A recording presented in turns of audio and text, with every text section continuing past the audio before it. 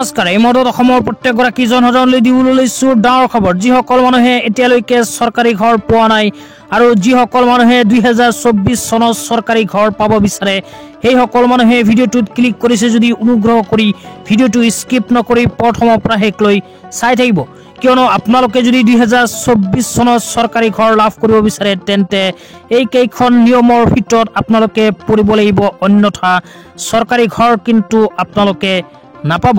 তো কোনবোৰ নিয়মৰ ভিতৰত পৰিব লাগিব জানিবলৈ অনুগ্ৰহ কৰি ভিডিঅ'টো স্কিপ নকৰি প্ৰথমৰ পৰা শেষলৈ চাব। মোৰ চেনেলত নতুন হ'লে প্লিজ চেনেলটো ছাবস্ক্ৰাইব কৰি মোৰ লগত থাকিব, ভিডিঅ'টো শ্বেয়াৰ কৰি আপোনালোকৰ বন্ধুবৰ্গকো চোৱাৰ কাৰণে সুযোগ প্ৰদান কৰিব।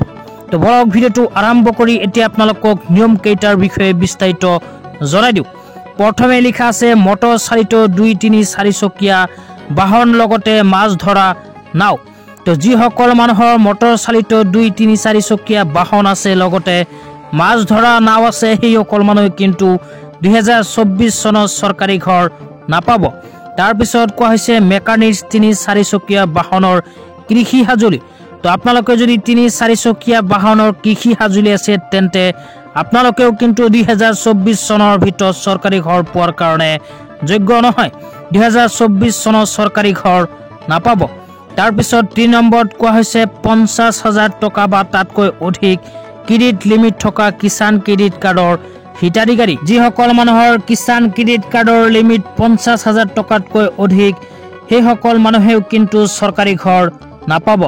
তাৰপিছত 4 নম্বৰত কোৱা হৈছে চৰকাৰী কৰ্মচাৰী হিচাপে যিকোনো সদস্য থকা ঘৰুৱা পৰিয়াল। তো আপোনালোকৰ পৰিয়ালৰ কোনো সদস্য যদি চৰকাৰী চাকৰিৰ লগত জড়িত হৈ আছে তেন্তেও কিন্তু চৰকাৰী ঘৰ নাপাব। তাৰপিছত কোৱা হৈছে চৰকাৰৰ ওচৰত পঞ্জীয়নভুক্ত অকৃষি উদ্যোগ থকা পৰিয়াল। তাৰপিছত 6 নম্বৰত কোৱা হৈছে পৰিয়ালৰ যিকোনো সদস্যই প্ৰতিমাহে 10,000 টকাতকৈ অধিক উপাৰ্জন কৰা।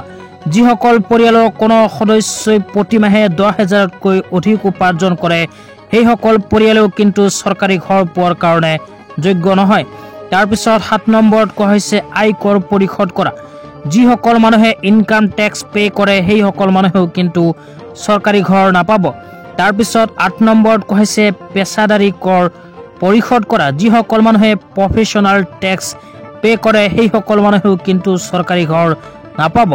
তাৰপিছত 9 নম্বৰত কোৱা হৈছে ফ্ৰিজৰ মালিক হোৱা। যিসকল মানুহৰ ঘৰত ফ্ৰিজ আছে সেই সকল মানুহেও কিন্তু চৰকাৰী ঘৰ নাপাব।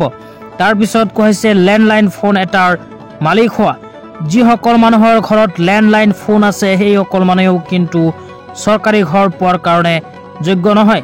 তাৰপিছত 11 নম্বৰত কোৱা হৈছে অন্তত এটা জলসিঞ্চনৰ সঁজুলিৰে 2.5 একৰ বা তাতকৈ অধিক জলসিঞ্চিত মাটিৰ মালিক হোৱা পৰিয়ালেও কিন্তু চৰকাৰী ঘৰ পোৱাৰ কাৰণে যোগ্য নহয়।